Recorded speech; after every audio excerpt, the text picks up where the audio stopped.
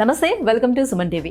మన మెదడు రోజుకి లక్షల నిర్ణయాలు తీసుకుంటూ ఉంటుంది. మనం నడవడం, మాట్లాడడం, పరిగెత్తడం, నవ్వడం, ఇలా అనేక రకాల పనుల వెనుక మన నరాల వ్యవస్థ అనేది ఒకటి పనిచేస్తూ ఉంటుంది. మన మెదడుకి ప్రసరించేటువంటి రక్త ప్రసరణలో ఏమైనా అడ్డంకులు ఏర్పడినప్పుడు ఒక్క నిమిషంలో మన జీవితం తలకిందులైపోతుంది. దాన్ని బ్రెయిన్ స్ట్రోక్ గా మనం పిలుస్తూ ఉంటాం. సో బ్రెయిన్ స్ట్రోక్ అనేది ఎవరిలో ఎక్కువగా మనం చూస్తున్నాం. సో ఎందుకు ఇటీవల కాలంలో ఎక్కువ అవుతుంది, దీనికి ఎలాంటి ప్రికాషన్స్ తీసుకోవాలి, ఎటువంటి ట్రీట్మెంట్స్ మనకి నవ్వడేస్ అందుబాటులోకి వచ్చాయి, ఈ విషయాలన్నీ తెలియజేసేందుకు మనతో పాటు ఉన్నారు సాయి దీప హాస్పిటల్స్ చందానగర్ నుంచి న్యూరో ఫిజిషియన్ డాక్టర్ దీపారెడ్డి గారు.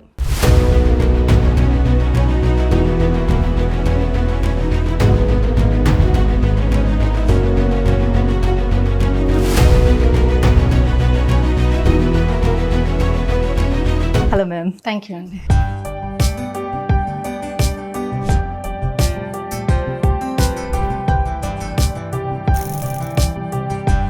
బ్రెయిన్ స్ట్రోక్ ఈ మధ్యకాలం కొంచెం ఎక్కువగా పెరుగుతూ వస్తున్నాయి ఈ కేసెస్ అన్ని కూడా. ఎందుకు ఇలా పెరుగుతుంది? అసలు బ్రెయిన్ స్ట్రోక్ అంటే ఏంటి? స్ట్రోక్ అంటే చాలా మంది యాక్చువల్లీ హార్ట్ అటాక్ అనుకుంటుంటారు. నిజానికి స్ట్రోక్ అనేది బ్రెయిన్ స్ట్రోక్. హార్ట్ అటాక్ అనేది ఎంత మెడికల్ ఎమర్జెన్సీ, ఎంత ఇంపార్టెంటో బ్రెయిన్ స్ట్రోక్ కూడా అంతే ఇంపార్టెంట్, అంత మెడికల్ ఎమర్జెన్సీ. కాబట్టి దీనికి కూడా బ్రెయిన్ అటాక్ అనే పేరు పెట్టారు. యాక్చువల్లీ స్టాటిస్టిక్స్ విషయానికి వస్తే ప్రతి నలుగురిలోనూ ఒక్కరికి స్ట్రోక్ వచ్చే అవకాశం ఉంటుంది జీవితకాలంలో. అండ్ మీకు తెలుసో లేదు, స్ట్రోక్ అనేది second leading cause of death. అంటే ప్రపంచవ్యాప్తంగా మరణాల సంఖ్యలో వ్యాధుల వల్ల రెండవ స్థానం స్ట్రోక్ది. ఫస్ట్ స్థానం heart attack, ischaemic heart disease అంటాం. సో రెండవ స్థానం స్ట్రోక్ది. దీన్ని బట్టి మీరు అర్థం చేసుకోవాలి స్ట్రోక్ అనేది ఎంత important. And sixth leading cause of disability. Of course heart attack అన్న డిజేబిలిటీ కాజ్ చేయకపోవచ్చు. డిజేబిలిటీ అంటే ఫిజికలీ హ్యాండిక్యాప్డ్ అవ్వడం. బట్ ఒక్కసారి స్ట్రోక్ బారిన పడితే లైఫ్ లాంగ్ ఫిజికలీ హ్యాండిక్యాప్డ్ అయ్యే ఛాన్సెస్ ఉంటుంది. సో ఇప్పుడు హార్ట్ అటాక్ వచ్చే ముందు కూడా వాళ్ళకి కొన్ని రకాల, అందులో బ్లాక్స్ ఏర్పడేటప్పుడు కూడా కొన్ని రకాల సిమ్టమ్స్ అనేది వాళ్ళకి తెలుస్తుంది, సో ఇస్తుంది బాడీ. సో అలాగే స్ట్రోక్ కూడా ఎనీ సిమ్టమ్స్ ఇస్తుందా? దాన్ని రికగ్నైజ్ చేయగలుగుతున్నారా, లేకపోతే చేయలేకపోవడం వల్ల ఈ కేసెస్ ఎక్కువగా పెరుగుతుందా? ఎగ్జాక్ట్లీ. స్ట్రోక్ అవేర్నెస్ ఇంకా చాలా మందికి రావాలండి. అసలు స్ట్రోక్ సిమ్టమ్స్ని అందుకని మేము ఒక యాక్రోనిమ్ క్రియేట్ చేసాం. దాన్ని బీ ఫాస్ట్ అంటాం. ఓకే. సో దాన్ని ఎంత ఫాస్ట్గా గుర్తించాలి, అంతే ఫాస్ట్గా ఎమర్జెన్సీ ట్రీట్మెంట్ తీసుకోవాలి. బీ ఫాస్ట్ అంటే BEFAST. So B for balance, సడన్గా బ్యాలెన్స్ తప్పడం. ఈ స్టాండ్స్ ఫర్ ఐ, కంటి చూపు మందగించడం. ఎఫ్ అంటే ఫేస్ ఒక సైడ్కి లాగడం. ఏ అంటే ఆర్మ్, అంటే ఒక సైడ్ చేయి కానీ కాలు కానీ పని చేయకుండా పోవడం, లేకపోతే వన్ సైడ్ తిమ్మిర్లు రావడం. ఎస్ అంటే స్పీచ్, మాట తడబడ్డం. T stands for time to call emergency. So ఈ సిమ్టమ్స్ మీలో కానీ మీ ఫ్యామిలీ మెంబర్స్లో ఎవరికన్నా కానీ మీ near and dear sudden changes కనబడ్డాయి అనుకోండి, it is stroke. You have to call ambulance emergency and you have to rush to the hospital. కానీ కొంతమందికి రేర్గా ఈ సిమ్టమ్స్ సడన్గా కాకుండా ప్రోగ్రెసివ్గా, అంటే ఓవర్ పీరియడ్ ఆఫ్ ఒక రోజులో కానీ 2 రోజుల్లో కూడా వచ్చే అవకాశం ఉంటుంది. బట్ ఇది కూడా స్ట్రోక్ లక్షణాలని గుర్తించాలి. అండ్ ఇంకొకటి ఏంటంటే mini stroke or TIA, transient ischaemic attacks అంటాం. ఇదేంటంటే స్ట్రోక్ లానే సేమ్ నేను ఇందాక చెప్పిన సిమ్టమ్స్ అన్నీ ఉంటాయి, కానీ తాత్కాలికంగా. ట్రాన్సియంట్ అంటే టెంపరీ, జస్ట్ ఫ్యూ సెకండ్స్ కానీ ఫ్యూ మినిట్స్ కానీ లేదా ఫ్యూ అవర్స్ వచ్చి మళ్ళీ దానికదా రికవరీ అయిపోతుంటుంది. దీన్ని TIAs అంటాం. బట్ ఇది వార్నింగ్ సైన్. మీ బ్రెయిన్ మీ బాడీకి వార్నింగ్ బెల్ ఇచ్చినట్టే. So you have to consider this symptoms are warning. So మళ్ళీ ఇమీడియట్గా హాస్పిటల్కి వెళ్ళి న్యూరాలజిస్ట్కి చూయించుకొని తగిన టెస్ట్లు చేసుకొని టాబ్లెట్స్ వాడితే స్ట్రోక్ రాకుండా మనం ప్రివెంట్ చేయొచ్చు. అంటే జనరల్లీ కొంచెం సిమ్టమ్స్ ఇస్తూ మళ్ళీ తగ్గిపోతుండేటప్పుడు నెగ్లెక్ట్ చేస్తారు కదా, అయ్యా వచ్చింది మళ్ళీ తగ్గిపోయింది, నార్మల్ గా ఉన్నాను అని అనుకుంటారు. విత్ ఇన్ 24 నో టైం 24 కానీ 48 hours లో కానీ మీకు మేజర్ స్ట్రోక్ వచ్చే ఛాన్స్ ఉంటుంది. So better to go for prevention rather than cure అంటాం. ఏ వయసు వారిలో ఎక్కువగా మనం చూడొచ్చు అంటారు? ఇంతకు ముందు అంటే హార్ట్ అటాక్ కూడా అలానే చెప్పేవారు, ఒక 40 above 50 above తర్వాత వచ్చేది అని. బట్ ఇప్పుడు మనం 20 years కూడా చూస్తున్నాం. అలాగే బ్రెయిన్ స్ట్రోక్ కూడా అలానే ఉంటుందా? దాన్ని స్ట్రోక్ ఇన్ యంగ్ అంటాం. So usually stroke is common in more than 40 years. But 40 years కంటే పైబడక ముందే వచ్చే స్ట్రోక్ని స్ట్రోక్ ఇన్ యంగ్ అంటాము. దానికి కారణాలు జెనెటికల్ కాజెస్. లైక్ కొంతమందికి బ్రెయిన్లో బ్లడ్ వెజల్స్లో clotting tendencies, genetically procoagulant states అని ఉంటాయి. సో బ్లడ్ ఆటోమేటిక్గా ఎక్కువ చిక్కబడిపోయి దానికదే రక్తం గడ్డకట్టుకుపోయి స్ట్రోక్స్ అనేవి వస్తుంటాయి. ఇంకా కొన్ని కారణాలు లైక్ స్ట్రోక్ ఇన్ యంగ్కి అబ్నార్మల్ వాస్కులర్ ఫార్మేషన్స్, అంటే బ్రెయిన్కి సప్లై చేసే బ్లడ్ వెజల్స్ పుట్టుకతోనే నార్మల్గా కాకుండా అబ్నార్మల్గా ఉండడం. వాటిని ఏవి మాల్ఫార్మేషన్స్, అన్యూరిజమ్స్ అంటుంటాం. అండ్ ఇంకొక మెయిన్ రీజన్ ఏంటి స్ట్రోక్ అంటే మైగ్రేన్. స్ట్రోక్ ఇన్కి మైగ్రేన్ కూడా ఒక కారణం. Migraine will lead to complicated migraine and it will lead to hemiplegic migraine. ఇది చాలా మందికి తెలియదు. So we shouldn't neglect even migraine also. ఇప్పుడు మైగ్రేన్ చాలా మందిలోనే చాలా చూస్తున్నాం, frequent. చిన్న పిల్లల దగ్గర నుంచి స్టార్ట్ అవుతుంది మైగ్రేన్ అనేది. ఎగ్జాక్ట్లీ అంటే మైగ్రేన్ ఉన్న అందరూ భయపడాలని కాదు, but still that is also a factor. Right. So మరి ఇప్పుడు సాధారణంగా మనకి బ్రెయిన్ స్ట్రోక్ వచ్చింది అని అంటే ఎక్కువ మంది వెంటనే చనిపోతారని అనుకోరు, కాకపోతే మన అవయవాలు అన్నీ కూడా దెబ్బతింటాయి. సో నడక కూడా రాదు, మాట రాదు, సో ఈ ప్రాబ్లమ్స్ అన్నీ వస్తాయని అనుకుంటారు. బట్ మీరు ఏదైతే చెప్తున్నారో ఎన్ని అవర్స్ లోపల మనం ఒకవేళ హాస్పిటల్కి వెళ్తే వీటి నుంచి కూడా తప్పించుకునే అవకాశం ఉంటుంది వాళ్ళకి? ఎస్ ఎగ్జాక్ట్లీ, అంటే గోల్డెన్ పీరియడ్ అని 4.5 hours అని అంటాము, బట్ అప్పటిదాకా వెయిట్ చేయలేము. So as soon as possible ASAP within an hour వెళ్తారా, 1.5 hour వెళ్తారా, ఎంత తొందరగా రీచ్ అయితే అంత బెటర్. బట్ 4.5 hours అనేది గోల్డెన్ పీరియడ్ అని ఎందుకంటామంటే అంతకు మించిన ఆ పీరియడ్ దాటిన తర్వాత ఒక క్లాట్ బస్టర్ ఇంజెక్షన్ ఇవ్వలేము. ఇస్తే కొన్ని సైడ్ ఎఫెక్ట్స్ వస్తాయి కాబట్టి విత్ ఇన్ 4.5 hours మనం ట్రీట్మెంట్ అందించుకుంటే బెటర్. సో దానికి సంబంధించిన ఇంజెక్షన్ అనేటివి రీసెంట్గా చాలా గైడ్లైన్స్ చెప్తున్నారు. ఆల్టిప్లేస్, టినెక్టప్లేస్, రకరకాల ఇంజెక్షన్స్ ఉంటున్నాయి. So recognize your stroke fast and be fast. So injection తీసుకుంటే మళ్ళీ నార్మల్ అయిపోతారంటారా? ఇట్ డిపెండ్స్ అగైన్, అంటే స్ట్రోక్ ఎంత పెద్దది, ఏ ప్లేస్లో వచ్చింది, ఏ ఏజ్ గ్రూప్లో వచ్చింది, వాళ్ళకి ఇంకేమైనా రిస్క్ ఫ్యాక్టర్స్ ఉన్నాయా, సో వీటిని బట్టి రికవరీ అనేది ఉంటుంది. ఓకే, అంటే కొంతమంది కంప్లీట్లీ ఇంజెక్షన్ ఇచ్చిన విత్ ఇన్ 1/2 hour 1 hour కూడా కంప్లీట్ 100% రికవరీ వస్తుంది. కొంతమందికి 30%, 50%, 60%, ఇట్ డిపెండ్స్ అపాన్ నేను అన్నట్టు అదర్ రిస్క్ ఫ్యాక్టర్స్ కానివ్వండి, ఏజ్ కానివ్వండి, అట్ విచ్ డ్యూరేషన్, ఎంత ఫాస్ట్గా ఇచ్చాం, ఎంత అర్లీగా ఇచ్చాం ఇంజెక్షన్ అన్న దాన్ని బట్టి పోస్ట్ రికవరీ స్టేటస్ ఉంటుంది. సరే, ఒక్కసారి వచ్చింది స్ట్రోక్, వాళ్ళు ట్రీట్మెంట్ తీసుకున్నారు ప్రాపర్గా, మీరు అన్నట్టుగానే గోల్డెన్ అవర్లో వచ్చారు, ట్రీట్మెంట్ తీసుకున్నారు. సో ఒక్కసారి వచ్చినటువంటి స్ట్రోక్ మళ్ళీ మళ్ళీ రావడానికి కూడా ఛాన్స్ ఉంటుందా? ఎగ్జాక్ట్లీ, స్ట్రోక్కి రిస్క్ ఫ్యాక్టర్స్ అనేవి కొన్ని ఉంటాయి, మనం డిస్కస్ చేద్దాం అది. సో స్ట్రోకే రిస్క్ ఫ్యాక్టర్. ఓకే, ఆల్రెడీ ఒక్కసారి వచ్చిన వాళ్ళకి స్ట్రోక్ మళ్ళీ ఈజీగా సెకండ్ స్ట్రోక్ వచ్చే ఛాన్సెస్ ఉంటుంది. సో ఈ క్లాట్ బస్టర్ ఇంజెక్షన్ తీసుకున్నాం, నేను 100% రికవర్ అయిపోయాను, ఇంకా ఏం ట్రీట్మెంట్ అవసరం లేదనుకుంటే మీరు పప్పులో కాలేసినట్టే. సో లైఫ్ లాంగ్ షుగర్కి, బీపీకి ఎలా లైఫ్ లాంగ్ మెడిసిన్స్ వాడతామో, ఒక్కసారి స్ట్రోక్ బారిన పడిన వాళ్ళు జీవితకాలం టాబ్లెట్స్, బ్లడ్ థిన్నర్స్ అనేటివి వాడాల్సిందే. అంటే దాంట్లో మళ్ళీ ఇస్కిమిక్ స్ట్రోక్ వాళ్ళ గురించి మాత్రం నేను చెప్తున్నాను. సో జీవితకాలం వాడకపోతే మళ్ళీ వాళ్ళు రెండోసారి స్ట్రోక్ బారిన పడే అవకాశాలు చాలా చాలా ఎక్కువగా ఉంటాయి. సో స్ట్రెస్కి స్ట్రోక్కి ఉన్నటువంటి సంబంధం? Stress can cause any kind of disorder, stroke నిమిత్తం కాదు. ఓకే, స్ట్రెస్ అనేది ఎలా స్ట్రోక్కి లీడ్ చేస్తుందో నేను చెప్తాను. స్ట్రెస్ వల్ల మనకు ఫస్ట్ కార్టిసోల్ హార్మోన్స్ ఇంక్రీజ్ అవుతాయి. ఆ కార్టిసోల్ హార్మోన్స్ వల్ల మనకి లోపల బ్లడ్ ప్రెషర్ పెరిగే అవకాశం ఉంటుంది, డయాబెటీస్ రిస్క్ ఎక్కువ ఉంటుంది, ఇన్ టర్న్ వెజల్స్ నారో అవ్వడం, అందులో కొలెస్ట్రాల్ డిపాజిషన్ అవ్వడం, ఇంకా దాని తర్వాత క్లాట్ ఫార్మేషన్, లేదా ఓవర్ స్ట్రెస్ అయినప్పుడు సడన్ బ్లడ్ ప్రెషర్ పెరిగినప్పుడు బ్లడ్ వెజల్ బర్స్ట్ అయ్యి బ్లీడ్ అయ్యే ఛాన్సెస్ కూడా ఉంటాయి. ఇంత జరుగుతుంది. సో జనరల్లీ స్ట్రెస్ అనేది అందరికీ కామన్గా ఈ రోజు అయిపోయింది కాబట్టి దాన్ని పెద్ద దీనిగా తీసుకోవటం లేదు ఎవరు కూడా. We have to manage the stress. Meditation కావచ్చు, whatever, stress is the most important risk factor for any kind of disease. Ma'am, ఈ స్ట్రోక్కి రిస్క్ ఫ్యాక్టర్స్ ఏముంటాయి? ఫస్ట్ రిస్క్ ఫ్యాక్టర్స్లో diabetes, sugar, uncontrollable sugar, hypertension, high blood pressure, high cholesterol levels, cigarette smoking, alcohol consumption, sedentary lifestyle, అంటే ఎక్కువ శాతం కూర్చొని work చేసే వాళ్ళకి, ఎక్సర్సైజ్, బాడీకి ఎక్సర్సైజ్ లేని వాళ్ళు, and stress, high stress levels, ఇవన్నీ కూడాను స్ట్రోక్కి రిస్క్ ఫ్యాక్టర్స్ అనమాట. ఒబెసిటీ, ఉబకాయం, ఇవన్నీ వీటన్నిటిని మనం మాడిఫైబుల్ రిస్క్ ఫ్యాక్టర్స్ అంటాం. మాడిఫైబుల్ అంటే మన కంట్రోల్లో ఉండేవి, వీ కెన్ మాడిఫై దెమ్. అంటే మనం టాబ్లెట్స్ వేసుకోకపోతే అన్కంట్రోల్డ్ అయితే, టాబ్లెట్స్ వేసుకుంటే కంట్రోల్డ్ అవుతాయి. They are in our hands. Okay, and ఒక్కటి నాన్ మాడిఫైబుల్, ఎవరి చేతుల్లో, మన చేతుల్లో లేనిది కూడా ఒక నాన్ మాడిఫైబుల్ రిస్క్ ఫ్యాక్టర్స్ ఉంది, అదే ఏజ్ పెరిగే కొద్దీ స్ట్రోక్ రిస్క్ పర్సంటేజ్ కూడా అలానే పెరుగుతుంటుంది. కాకపోతే ఈ మధ్య కాలంలో మనం ఈవెన్ లెస్ దాన్, అంటే 40 సంవత్సరాల లోపల వాళ్ళకు కూడా స్ట్రోక్ చూస్తున్నాం.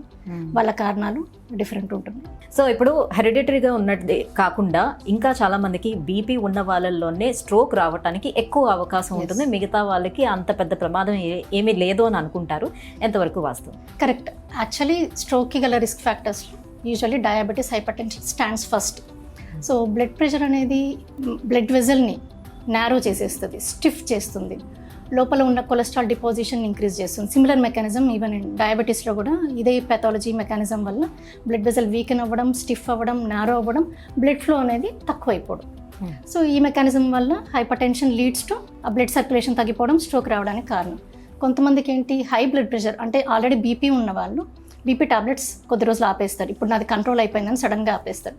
వాళ్ళకి తెలియకుండానే సడన్లీ ఆ 150 ఉండే బ్లడ్ ప్రెషర్ 200కి జంప్ అవుతుంది.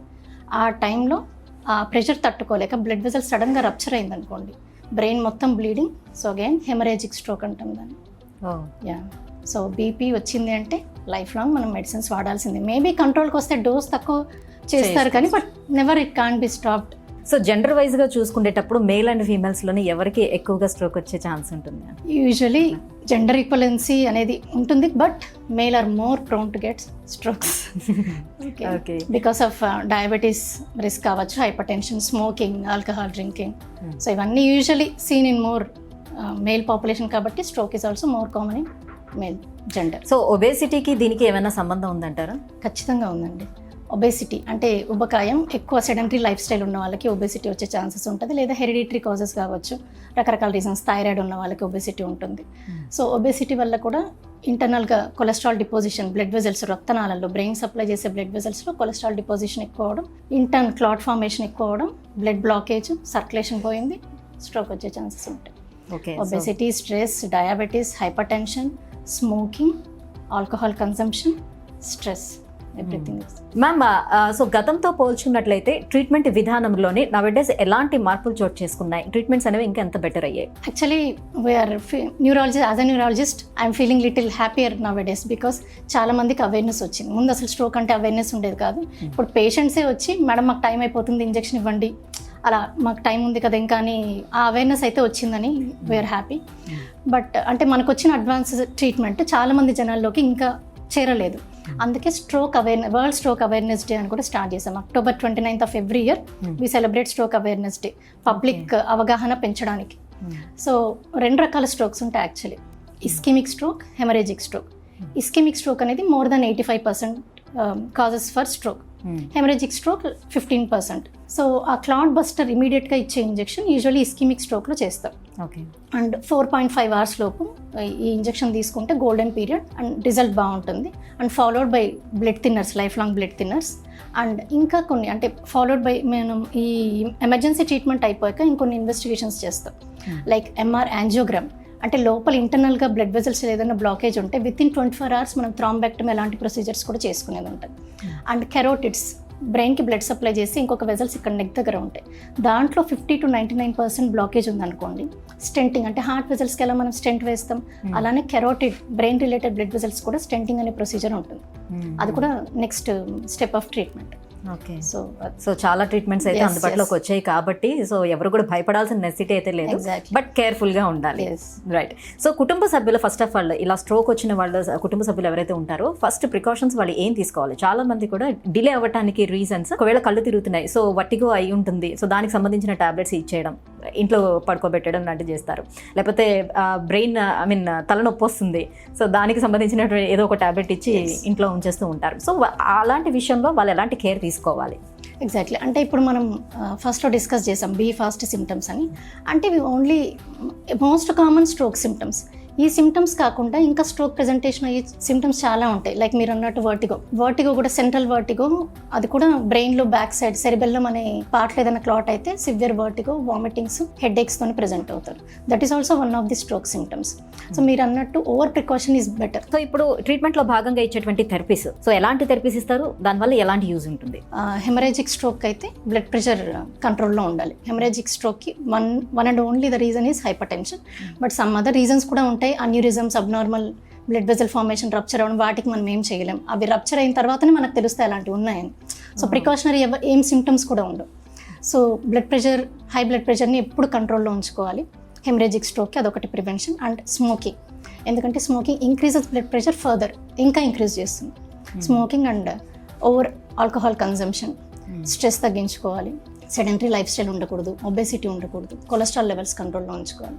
అండ్ ఇస్కెమిక్ స్ట్రోక్ విషయానికి వస్తే రిస్క్ ఫ్యాక్టర్స్ ఏమన్నా ఉన్నాయనుకోండి, డయాబెటీస్, హైపర్ టెన్షన్, అవన్నీ రెగ్యులర్ కంట్రోల్లో ఉంచుకోవాలి, so that we can prevent first stroke.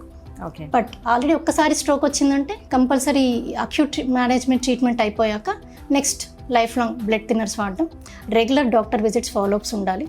ఎందుకంటే మధ్యలో కంప్లీట్ నార్మల్ అయిపోయిందని వాళ్ళు బ్లడ్ థిన్నర్స్ ఆపేసే ఛాన్సెస్ ఉంటాయి. And stress management, control of smoking, alcohol consumption. అంటే ఇప్పుడు మాట వాళ్ళకి పోయింది అనుకోండి, సో ఈ థెరపీస్ వల్ల మళ్ళీ తిరిగి వచ్చే ఛాన్స్ ఉంటుంది. సో ఫస్ట్ అక్యూట్ ట్రీట్మెంట్ అయిపోయాక in hospital depending upon patient condition 5 days 7 days post discharge, post stroke rehabilitation, it is very very very important. First golden period మనం 4.5 hours ఎలా స్ట్రోక్కి ట్రీట్మెంట్కి 4.5 hours golden period, stroke treatment అయిపోయాక first 3 months అంతే golden period. అంటే కొంతమంది అందరూ complete recovery అయిపోయిన పేషెంట్స్కి పోస్ట్ స్ట్రోక్ రిహాబిలిటేషన్ గురించి మాట్లాడరు. అంటే ఎవరైతే ఫుల్ ఫ్రెష్గా ఇంప్రూవ్ అవ్వలేదో వాళ్ళకి post stroke rehabilitation is very very important for first 3 months. అంటే ఫ్యామిలీ మెంబర్స్కి చెప్తున్నాను, మీ ఫ్యామిలీ మెంబర్కి, మీ బ్రదర్కా, మీ సిస్టర్కా, మీ వైఫ్, మీ హస్బెండ్, మీ మదర్, ఫాదర్ కానీ ఎవరికి స్ట్రోక్ వచ్చినా మీరు వాళ్ళకి ఆఫ్టర్ స్ట్రోక్ ఇవ్వగలిగేది only help is physiotherapy. So ఎంత మీరు మంచి ఫిజియోథెరపీ ఇవ్వగలిగితే అంత పేషెంట్కి బర్డన్ తగ్గుతుంది, యాజ్ అ కేర్ గివర్ మీ బర్డన్ కూడా తగ్గుతుంది. సో ఫిజియోథెరపీలో కూడా చాలా అడ్వాన్సెస్ వచ్చాయండి. అంటే లిమ్ ఫిజియోథెరపీ, చేయి కాలు పక్షవాతం వచ్చిందనుకో లిమ్ ఫిజియోథెరపీ చేపిస్తాం. లాంగ్వేజ్ డిస్టర్బెన్స్, స్పీచ్ డిస్టర్బెన్స్ వచ్చిందనుకోండి స్పీచ్ థెరపీ. అలా కాకుండా కాగ్నిషన్, జ్ఞాపక శక్తి పోవడం, ఇలాంటి బిహేవియరల్ ఇష్యూస్ ఉన్న వాళ్ళకి cognitive behavioural therapy. Okay. And advances, robotic advances వచ్చాయి. And TMS, trans magnetic stimulation. ఇప్పుడు ఫిజియోథెరపీ అంటే ఏంటి, మనం ఓన్లీ డ్యామేజ్డ్ బాడీ పార్ట్స్కి చేపిస్తాం. But TMS is directly damage brain టిష్యూని మనం స్టిమ్యులేట్ చేసిన కొత్త టెక్నాలజీ అనమాట. Even this is also available. So వంశపారపర్యంగా ఉండేటప్పుడు నెక్స్ట్ జనరేషన్ ఇలాంటివి ఫేస్ చేయకుండా ఉండేందుకు ఎలాంటి కేర్ తీసుకోవాలి? Exactly. Stroke runs in families, hereditary risk factors అనేది కంపల్సరీ ఉంటుంది. సో నెక్స్ట్ జనరేషన్స్ వాళ్ళు డయాబెటీస్కి, హైపర్ టెన్షన్ దేనివల్ల వస్తాయి ఇవి. First important thing is lifestyle. Lifestyle is very very important. అంటే regular workouts, balanced diet, cutting down smoking and alcohol consumption, stress management, ఇవన్నీ compulsory ఉండాలి. And frequent regular monitoring of, అంటే diabetes 3 months, every 3 months they have to go for checkup. Already ఫ్యామిలీలో ఎవరికైనా stroke ఉందంటే అంటే more often, ఏం లేవనుకోండి they can even go for 6 months intervals. But 3 months once checkup చేయించుకోవడం. Heart స్ట్రోక్కి like TMT, treadmill test ఇవన్నీ చేయించుకోవచ్చు. అంటే ఇప్పుడు హెల్తీగా ఉండడం అంటే ఇప్పుడు ఉన్న జనరేషన్ ఏదైతే ఉందో, సో వీళ్ళందరూ మంచిగా వర్కౌట్స్ చేసుకోవాలి, ఎక్సర్సైజ్ చేసుకోవాలి, బాడీ బిల్డింగ్ చేసుకోవాలి. సో ఈ క్రమంలో వాళ్ళు ప్రోటీన్ పౌడర్స్ ఎక్కువగా తీసుకోవడం లాంటిది జరుగుతూ ఉంటుంది. సో దానివల్ల కూడా బ్లడ్ థిక్నెస్ అనేది పెరుగుతుందా, దానివల్ల కాంప్లికేషన్స్ వచ్చే ఛాన్స్ ఉందా? ఎగ్జాక్ట్లీ. మేము ఎప్పుడు ప్రోటీన్ పౌడర్ సజెస్ట్ చేయము unless until they can't take orally. అంటే ఇప్పుడు కొంతమంది స్ట్రోక్ బారిన పడిన వాళ్ళు మింగడానికి ఇబ్బంది ఉంటుంది, వాళ్ళకి మనం ప్రోటీన్ పౌడర్స్ అయితే ఈజీగా కన్స్యూమ్ చేయగలరు కాబట్టి వాళ్ళకి లిక్విడ్ డైట్ అలాంటివి అలవాటు చేస్తాం. But when we are so healthy, ఇంత యంగ్, టీత్ బాగున్నాయి, అన్నీ బాగున్నాయి, we have lot of natural protein diet, why to go for protein powders? Any artificial thing మనం నమ్మని. ఒక టాబ్లెట్ అడ్వైస్ చేస్తేనే డౌట్ పడతారు దీనికి సైడ్ ఎఫెక్ట్స్ ఉండవని. Then how can you take the protein powders? దాని గురించి కూడా మనం ఎంతో రీసెర్చ్ చేయాలో ఆలోచించాలి. So protein diet vegetarian, non vegetarian అన్నిట్లోనూ లక్షణంగా హై ప్రోటీన్ డైట్స్ ఉన్నాయి. You can consume balanced high protein diet, లో కార్బోహైడ్రేట్ అండ్ లో ఫ్యాటీ డైట్. సో స్ట్రోక్ వచ్చిన వాళ్ళు రాకుండా ఉండేందుకు కూడా డైట్ విషయంలో కూడా ఎలాంటి జాగ్రత్తలు పాటించాల్సి ఉంటుంది? లెస్ అంటే మిల్లెట్స్ ఎక్కువ ఇంక్లూడ్ చేసుకోవాలి. డయాబెటీస్ కంట్రోల్గా ఉండాలి అంటే మనకి కార్బోహైడ్రేట్ తగ్గించి, అంటే మరీ స్టాప్ చేయకూడదు. సో ఆ కార్బోహైడ్రేట్ తక్కువ, వాటిని మిల్లెట్స్తో రీప్లేస్ చేసుకోవాలి. బ్రౌన్ రైస్, ఇవన్నీ సజ్జలు అవి ఇవి ఉంటాయి కదా, మిల్లెట్స్ తీసుకోవడం. And fresh fruits and vegetables, any kind of fresh fruits and vegetables. కాకపోతే కొన్ని డయాబెటీస్లో కొన్ని అవాయిడ్ చేయమంటాం, లైక్ ఎక్కువ కార్బోహైడ్రేట్, స్టార్చ్ కంటెంట్ ఉన్న పొటాటో లాంటివి. And high protein diet, egg whites, soybean, rajma and white meat. Red meat avoid చేయమంటాం, like mutton అట్లాంటివి. So white meat will have, but the way we cook and it is also important. అంటే నేను chicken తినాలని చెప్పి రోజు deep fries చేసేసుకుని తింటే దాంట్లో మళ్ళీ వచ్చేది మనకు కొలెస్ట్రాల్, ప్రోటీన్ తగ్గిపోయి bad quality it converts into మన గుడ్ క్వాలిటీని బ్యాడ్ క్వాలిటీలో కన్వర్ట్ చేసేస్తాం.